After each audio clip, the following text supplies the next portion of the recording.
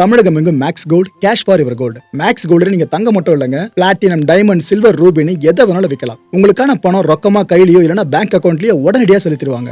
Market மதிப்பை விட 100 ரூபாய் ஒரு கிராமுக்கு உங்களுக்கு கூடுதலாக கிடைக்கும். தமிழ்நாடு முழுக்க டோர் ஸ்டெப் சர்வீஸும் இவங்க ப்ரொவைட் பண்றாங்க. உங்களுக்கு கோல்ட விற்கணும்னு அதுக்கு ஒரே ஒரு பெஸ்ட் பிளேஸ் மேக்ஸ் கோல்டு தான். கால் 04445454545. வணக்கம். Big topic with Karthik Mayakumar.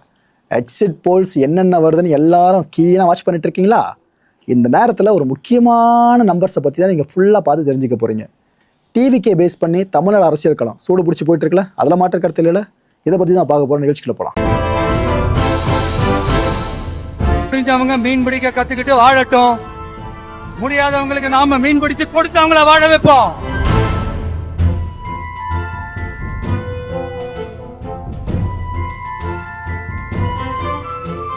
இதோ டிவிக்கு கண்டிப்பாக ஆட்சியை பிடிச்சிரும், அவங்க டிஎம்கே ஏடிஎம்கேவை ஒரே தேர்தலில் முடிச்சு விட்டுருவாங்க, அது இதுன்னு என்னென்னமோ சொல்கிறாங்க.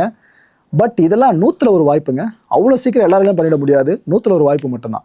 ஸோ எனக்கு அதில் பெருசாக உடன்பாடு இல்லைனாலும் அது போல் மேஜிக் ஒன்று நடந்துருமோன்னு ஒரு சில பேர் எதிர்பார்க்குறாங்களே, அந்த நம்பிக்கை நான் அதுக்கு வரல விட்டு பார்க்கணும். சரி, ரைட்டு விடுங்க.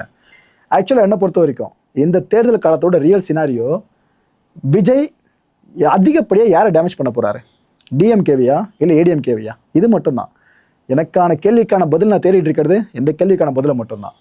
ஆக்சுவலாக டிவிகே சைடில் பார்த்தீங்கன்னா பட்டியலின மக்களோட ஓட்டு வங்கி இருக்குல்ல, அது இந்த எலெக்ஷனில் ஓரளவுக்காச்சும் சதவீதமா, அதில் மாற்ற கருத்து இல்லைல்ல. ஸோ அதில் கொஞ்சம் டிவிகே பக்கம் போகுதுன்னு வைங்க. இன்னொரு பக்கம் கொங்கு ரீஜனு, அங்கே ஏடிஎம்கே கொஞ்சம் வெயிட்டா, அந்த ரீஜனில் இருக்கிறவங்களோட ஓட்ஸும் ஓரளவுக்கு டிவிகே பக்கம் போகுதுன்னு வைங்க. இந்த 2 ஓட் பேங்க்கு கொஞ்சம் கொலாப்ஸ் ஆச்சுனாலே டிவிகேவுக்கு பர்சன்டேஜ் கொஞ்சம் இன்க்ரீஸ் ஆக வாய்ப்பு இருக்குது. ஒரு 4% கூட வச்சுக்கோங்களேன். இந்த 2 லிஸ்ட்டோட மட்டும் நான் வச்சு சொல்கிறேன், 4% வச்சுங்க. இதுவே டிவிக்கு ஒரு பெரிய சக்ஸஸாக மாறிடும் இந்த எலெக்ஷன் ரிசல்ட்டில். ஆக்சுவலாக இன்னொரு விஷயம், இந்த பட்டியலின மக்கள் சார்ந்த ஓட்ஸை விடுங்க, சென்னை மற்ற பகுதிகள் சார்ந்து சொல்கிறேன், டிஎம்கேட ஹோல்ட் பண்ணியிருக்கிறது.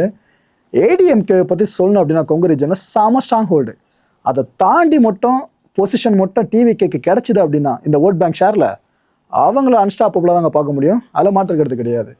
இந்த ஓட் ஷேர் இருக்குல்ல சென்னை, இதை பேஸ் பண்ணி சொல்லணும்னா டிஎம்கே சென்னையில் மட்டும் ஒரு 43% ஒட்டுமொத்த ஓட் ஷேர் வச்சுருக்காங்களா. ஸோ டிவிக்கு ஒரு 25%க்கு மேலே சென்னையில் மட்டும் ஓட் ஷேர் பெறணும். இதை பெற்றாதான் அவங்க அடுத்து யோசிக்க முடியும், ரைட்டு நம்ம சொன்ன மாதிரி சென்னையில் ஸ்ட்ராங்காக தான் இருக்கும் அப்படின்னு. ஏன்னா சேகர் பாபு அவர்கள் சொல்கிற மாதிரி தான், சென்னை திமுகவோட கோட்டை, அதை அவ்வளோ சீக்கிரம்லாம் தகர்த்துற முடியாது.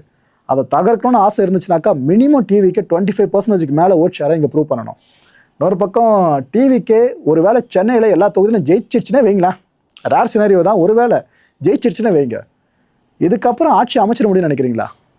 சென்னை மட்டும் தமிழ்நாடு இல்லைங்க, அதையும் நம்ம மைண்டில் வச்சுக்கணும். அடுத்து மைனாரிட்டி ஃபேக்டர். விஜய் அவர்கள் பிறப்பாளர் ஒரு கிறிஸ்தவர் தான், அதில் மாற்றுக்கிறது கிடையாது. ஸோ கிறிஸ்டியன்ஸோட ஓட்ஸ் இருக்குல்ல, இது டிஎம்கே கிட்ட மட்டுமே மினிமம் 60% அவங்க கிட்ட இருக்கிறது. ஸோ டிவிக்கே இந்த கிறிஸ்டியன்ஸ் ஓட்ஸை ஃபுல்லாக அவங்க பேங்க்குள்ளே எடுக்கணும்னாக்கா ஓட் பேங்க்குள்ளே 35% மேலே அவங்க இந்த ஓட் ஷேரை ப்ரூவ் பண்ணியே ஆகணும். கிறிஸ்டியன்ஸ் மைனாரிட்டி சார்ந்து சொல்கிறேன். இன்னொரு பக்கம் இஸ்லாமியர்கள் ஓட்ஸ் பார்த்தீங்கன்னா அது டிஎம்கேல ரொம்ப ஸ்ட்ராங் ஹோல்டு, அவ்வளோ சீக்கிரம் அங்கே குறையிறதுக்கு வாய்ப்பு இல்லை. ஆனாலும் டிவிகே பக்கம் லைட்டாக காத்தடிச்சு அந்த ஓட் ஷேரும் பிரிஞ்சதுனாக்கா டிஎம்கேக்கு டேமேஜ், டிவிக்கு இது பெரிய வரப்பிரசாதமாக அமையும்.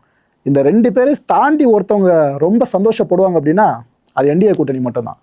ஆக்சுவலாக டிஎம்கேவை டிவிக்கு எந்த அளவுக்கு அந்த ஓட் ஷேர் சார்ந்து டேமேஜ் பண்ணுதோ அந்த அளவுக்கு பெனிஃபிட்டான பொசிஷன் என்டிஏ கூட்டணிக்கு ஏற்பட்டுரும். இட் மீன்ஸ் அதிமுக கூட்டணிக்கு. இந்த சிறுபான்மையினரோட ஓட்டு எந்த பேங்க்ல அதிகமாக விழப்போகுதுன்றதான் பெரிய கேள்வியாக இருக்குது. டிஎம்கே கிட்டே அதிகமாக விழப்போதா இல்லை டிவிக்கு பக்கம் போக போதான்னு சொல்லிட்டு.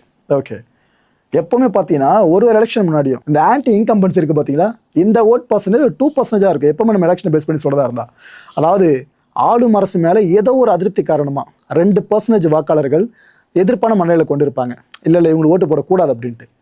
அந்த ஓட்ஸை எதிர்கட்சி எப்பவுமே அறுவடை பண்ணும். ஆனால் இந்த முறை டிவிக்கு என்ட்ரி கொடுத்துருக்கா. ஸோ ஏடிஎம்கேக்கு இந்த ஆன்டி இன்கம்பன்சி ஒரு 0.7% ஓட்ஸாக மாறுதுன்னு வைங்க. அட்லீஸ்ட் 1.3% ஓட்ஸ் டிவிகேக்கு வராதா என்ன? ஸோ இதுவும் அவங்களோட வாக்கு வங்கியை பெருசாகவே இன்க்ரீஸ் பண்ணி விட்டுரும். ஏன்னா ஒரு அரசு மேலே நம்பிக்கை இழந்தவங்களாம் அடுத்த அரசு ஏன்னா அமைஞ்சால் நல்லா இருக்குமோன்னு அப்படி வர்றவங்க தான் இந்த 2% மினிமம். ஏடிஎம்கே இருக்குல்ல, அவங்க தான் இது வரைக்கும் பார்த்தீங்கன்னா திராவிட கட்சிகளில் 2 முறை தொடர்ந்து ஆட்சியில் இருந்திருக்காங்க. திமுக இது வரைக்கும் அதை பண்ண முடியல. ஆனால் இந்த எலெக்ஷன் அவங்க பண்ணிட்டாங்க அப்படின்னா ஏடிஎம்கே செட் பண்ண ரெக்கார்டு இருக்குல்ல, அதை சமன்படுத்துறதா மாறிடும். பெரிய விஷயம் மக்களே, அது ரொம்ப பெரிய விஷயம். அப்படி திமுக திரும்ப ஆட்சிக்கு வராங்கனாக்கா மக்கள் அந்த ஆட்சி மேலே எவ்வளோ நம்பிக்கை வச்சுருக்காங்கன்றத திரும்ப ஒரு முறை எல்லாருக்கும் ப்ரூவ் பண்ணுற மாதிரி ஆகிடும். அது மட்டும் இல்லை, நாங்கள் தான் எங்களுக்கு அப்புறம் தான் அந்த திமுகலாம் அப்படின்னு டிவிகே சைடில் சொன்னாங்களே அவங்களுக்கா இருக்கட்டும், ஏடிஎம்கே சைடில் சொன்னாங்க பாருங்க இவங்களுக்கா இருக்கட்டும், எல்லார் வாய்களுக்கும் பூட்டு போட்ட மாதிரியும் அந்த ரிசல்ட் அமைஞ்சிடும். அடுத்து இந்த யங்ஸ்டர்ஸ், இவங்க ஓட்ஸ் பெரும்பாலும் எந்த பக்கம் இருக்கும்னு நினைக்கிறீங்க? இதில் சந்தேகமே வேணாம், டிவிக்கு மாற்று கருத்தில் இல்லை. ஏன்னா அரசியல் முதிர்ச்சின்னு ஒரு விஷயம் இருக்குது. என்னதான் வயதானவங்க அரசியல் முதிர்ச்சியோடு யோசித்து ஒரு பார்ட்டி சார்ந்து சப்போர்ட் பண்ணாலும் நாளை பின்ன அந்த அரசோட ஆட்சியில் ஏதோ ஒரு தப்பு நடக்குதுன்னு வைங்க, அதில் முதல்ல கோவப்படுறது அவங்கள தான் இருப்பாங்க. இவங்கள போய் நம்ம தப்பாக நினச்சிட்டோமே, சரியில்லையே இவங்க அப்படின்னு பல பேரும் கோவப்படுவாங்க. இது போல விஷயம் பல முறை நடந்திருக்கு. ஆனால் யங்ஸ்டர்ஸ் இந்த அளவுக்கு எக்ஸ்ட்ரீமாக யோசிக்க மாட்டாங்களே. ஓகே, ஏதோ வருவாப்பில் ஏதோ பண்ணுறேன்னு சொல்கிறாப்புல, வாய்ப்பு கொடுத்து பார்ப்போமே அப்படின்ற ஒரு விஷயத்தில் ஃபாலோ வராங்கன்னா மினிமம் தமிழ்நாட்டில் 30% யங்ஸ்டர்ஸ் டிவிக்கு பக்கம் நிற்பாங்க. அதை மாற்றுக்கிறது இல்லையா? ஓகே, ஆக்சுவலாக இதோட சாராம்சத்தை நம்ம இந்த முறை எலெக்ஷன் வாக்குப்பதிவை போய் பார்த்துருந்தோம். எவ்வளோ யங்ஸ்டர்ஸ் முண்டி அடிச்சு வந்தாங்க ஓட்டு போகிறதுன்னு சொல்லிட்டு. இதில் தேர்தல் ஆணையத்தோட முன்னெடுப்புகள் முக்கியமான காரணமாக இருந்தாலும், அவங்க கொடுத்த விழிப்புணர்வுகள் சூப்பராக இருந்தாலும், டிவிக்கேன்ற ஃபேக்டரும் அதில் முக்கியம்தான். அதில் யாருக்குமே சந்தேகம் இருக்காதுன்னு நினைக்கிறேன். இல்லை, கீ அட்டெம்ப்ட் என்ன தெரியுமா? மற்ற கட்சிகள் பண்ணாத ஒரு விஷயத்த டிவிக்கே பண்ணது, குழந்தைங்க கிட்ட வாக்கு கேட்குற விஷயம். இது ஒரு முதல்ல சொல்கிறப்ப பல பேர் சிரிச்சாங்க, என்னப்பா தலைவர் குழந்தைங்கிட்ட போய் வாக்கு கேட்டுட்டு இருக்காருன்னு. ஆனால் எலெக்ஷன் என்ன ஆச்சு? வாக்குப்பதிவு அப்போ அப்பா அம்மா விஜய் எனக்கு ஓட்டு போடலாம் அது இதுன்னு சொல்லி அம்மா அப்பாக்கள் சில பேரே மைண்டு மாறின விஷயம்லாம் தமிழ்நாட்டில் நடந்திருக்கு. நான் எக்ஸாஜரேட் பண்ணலங்க, நடந்திருக்கு. குழந்தைங்க சொல்லுதுன்ட்டு ஓட்டை மாற்றி போட்ட பேரண்ட்ஸ் இங்கே இருக்க தான் செய்கிறாங்க. நம்ம மனுஷன் ஒரு பாலை போட்டாப்புல அதை கரெக்டாக அந்த பசங்க வாங்கி 6 அடிச்ச மாதிரி ஆயிடுச்சு. ஒருவேளை விஜய் அவர்கள் 40% ஓட் ஷேரை மட்டும் இந்த எலெக்ஷன் ரிசல்ட் மூலமாக பெற்றுட்டார்னு வைங்க, நடக்குமான்னு தெரியல. அப்படி மட்டும் நடந்துருச்சுன்னா கிங்கு தான், அதில் மாற்று கருத்து இல்லை. இன்கேஸ் 20% மட்டும் தான் ஓட் ஷேரை அவரால் செக்யூர் பண்ண முடியுது அப்படின்னா இவர் ஒரு கிங் மேக்கராக மேபி மாறலாம். அதான் கூட்டணி கூப்பிட்டானா அங்கே போயிட்டு அந்த கட்சியோட ஆட்சி கட்டில் அமர வச்சுட்டு இவங்க அதிகாரத்தில் பங்கு கேட்கலாம். அதுமாதிரி கிங் மேக்கராக மேபி மாறலாம்.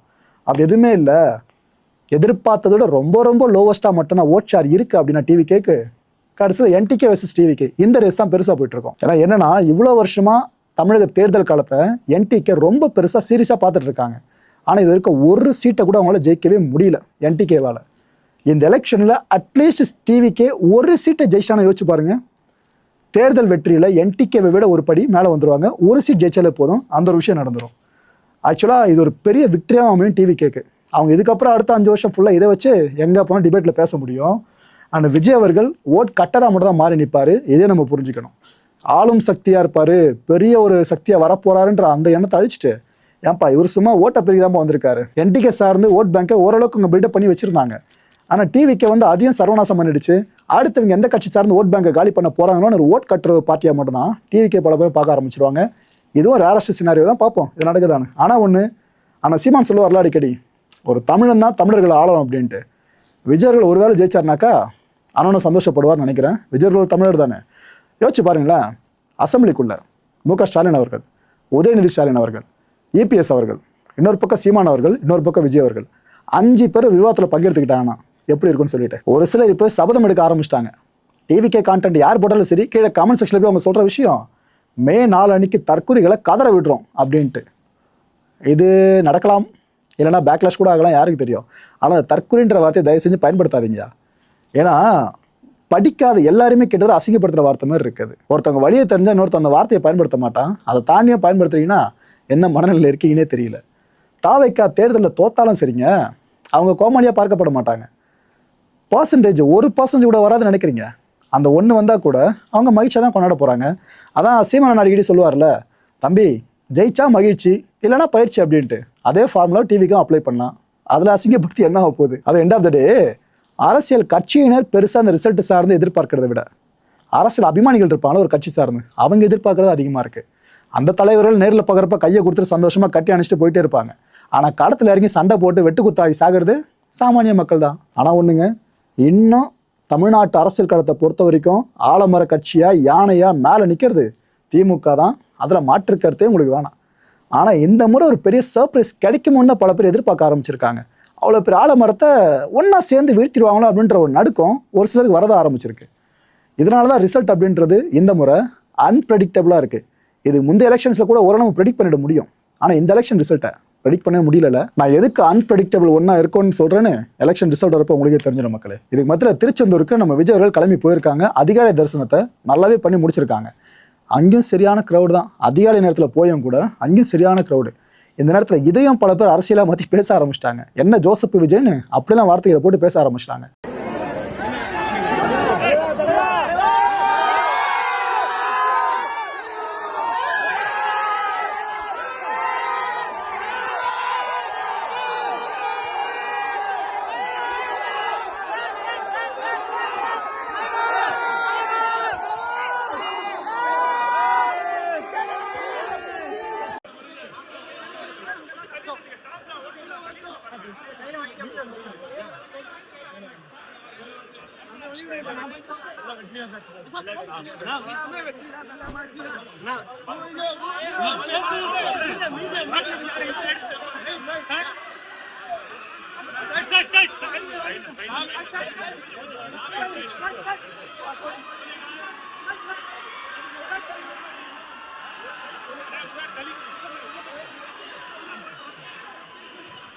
மக்களை இந்த கான்டென்ட்டை பொறுத்தவரை மனசு ஒரே வினா இருக்க. முடிஞ்ச அதுக்கான பதில்களை கீழே கமெண்ட் செக்ஷனில் கமெண்ட் லீவ் பண்ணுங்க. இந்த எலெக்ஷன் ரிசல்ட் வர்றப்ப ஒரு கட்சி அவங்க இது வரைக்கும் சேர்த்து வச்ச வாக்கு வங்கியை பெரிய அளவுக்கு இழக்க நேரிடும்.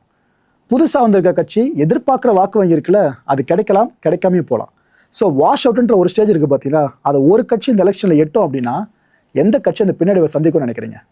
அடுத்த நிகழ்ச்சி சந்திக்கலாம். நன்றி, வணக்கம். தமிழகம் எங்கும் Max Gold, cash for your gold. Max Gold நீங்க தங்க மட்டும் இல்லைங்க, பிளாட்டினம், டைமண்ட், சில்வர், ரூபினி எதை வேணாலும் விற்கலாம். உங்களுக்கான பணம் ரொக்கமா கையிலயோ இல்லைன்னா பேங்க் அக்கௌண்ட்லயோ உடனடியாக செலுத்திடுவாங்க. மார்க்கெட் மதிப்பை விட 100 ரூபாய் ஒரு கிராமுக்கு உங்களுக்கு கூடுதலா கிடைக்கும். தமிழ்நாடு முழுக்க டோர் ஸ்டெப் சர்வீஸும் இவங்க ப்ரொவைட் பண்றாங்க. உங்களுக்கு கோல்ட விற்கணும்னா அதுக்கு ஒரே ஒரு பெஸ்ட் பிளேஸ் மேக்ஸ் கோல்டு தான். கால் 04445454545. என் நண்பர் மாயம் ஸ்டுடியோஸ் நேயர்களே, மாயம் பக்தின்னு ஆன்மீகத்துக்காக பிரத்யேகமா ஒரு சேனலை கொண்டு வந்திருக்கோம்.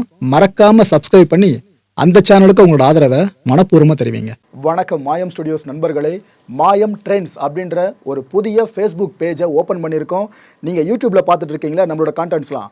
இதெல்லாம் விட ஒரு படி மேலே ரொம்ப கிறிஸ்பாகவும் ரொம்ப சூப்பராகவும் நிறைய கான்டென்ட்ஸ் உங்களுக்கு இந்த பேஜில் காத்துட்டு இருக்குங்க. ஸோ உடனடியாக ஃபேஸ்புக் பிளாட்ஃபார்ம் போங்க, மாயம் ட்ரெண்ட்ஸ்னு டைப் பண்ணி சர்ச் பண்ணி நம்ம பேஜை ஃபாலோ பண்ணுங்கள். அப்படியே நம்ம சேனலையும் நீங்கள் சப்ஸ்கிரைப் பண்ணிட்டீங்க அப்படின்னா இன்னும் நிறைய புது புது கான்டென்ட்ஸை உங்களுக்காக ப்ரொடியூஸ் பண்ணி கொடுத்துக்கிட்டே இருப்பாங்க. நீங்கள் பண்ணுற ஒவ்வொரு சப்ஸ்கிரிப்ஷனும் எங்களுக்கு பெரிய மோட்டிவேஷனாக அமையும்.